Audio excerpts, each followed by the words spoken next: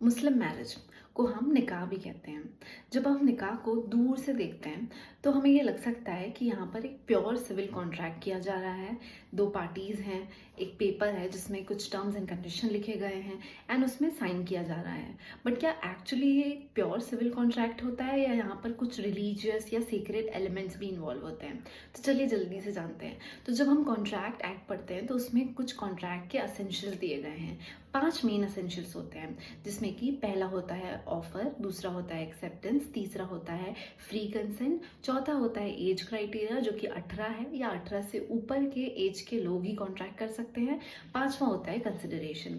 अब जब हम ये पांचों एलिमेंट्स को मुस्लिम मैरिज में अप्लाई करते हैं तो यहाँ पर भी ये पांचों एलिमेंट्स होते हैं, बट यहाँ पे कुछ एलिमेंट्स का नेचर चेंज हो जाता है। तो यहाँ पर ऑफर होता है, एक्सेप्टेंस होता है, बट जो कंसिडरेशन होता है वो एग्जैक्टली सेम नहीं होता जो इंडियन कॉन्ट्रैक्ट एक्ट में इंटरप्रेट होता है।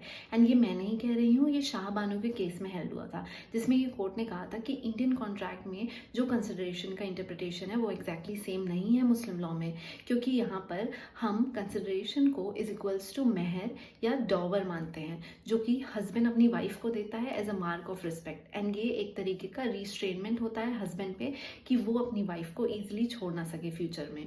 एंड मोर ओवर यहाँ पे जो एज क्राइटेरिया होता है वो एज ऑफ मेजोरिटी नहीं होता, यहाँ पे एज ऑफ प्यूबर्टी देखा जाता है।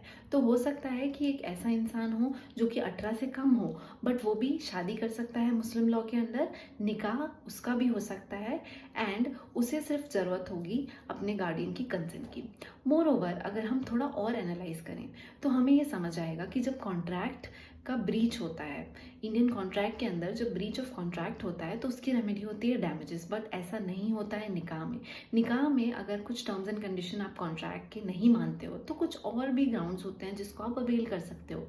सीधा डैमेजेस नहीं मांगा जाता है, आप मेंटेनेंस मांग सकते हो या आप इरिवर्सिबल ब्रेकडाउन का ग्राउंड मांग सकते हो, या there are other grounds as well.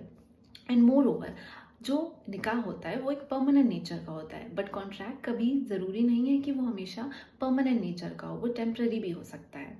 And more over ये जो बात मैं आपको बता रही हूँ ये हेल्ड हुई थी अनीस बेगम एंड रायसुद्दीन के केस में, जिसमें कि स्पेसिफिकली ये बोला गया था कि जो निकाह होता है वो प्योर कॉन्ट्रैक्ट नहीं होता है, यहाँ पर कुछ सीक्रेट कैरेक्टर एंड एलिमेंट्स भी इन्वॉल्व होते हैं। तो अगर आपको इन्फॉर्मेशन पसंद आई हो तो प्लीज़ मेरे इस चैनल को सब्सक्राइब कर दीजिए एंड इस वीडियो को लाइक कर दीजिए। Thank you.